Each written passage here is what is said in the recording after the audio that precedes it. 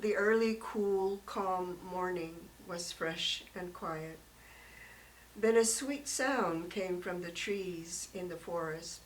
The sweet sound was followed by other joyous songs.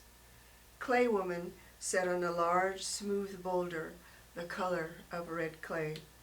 She closed her eyes and took a deep breath as she relaxed in the sounds of music. Red robin, Wishka, yellowbird, Tsatsaka, and dove, Huuka, flew down and surrounded Clay Woman. She greeted them and they chatted about their happy travels around the forest. It was a glorious morning filled with laughter and happiness. As Clay Woman said her goodbyes to Wishka, Tsatsaka, and Huuka, she decided she would honor them by designing and painting a bird on her pot.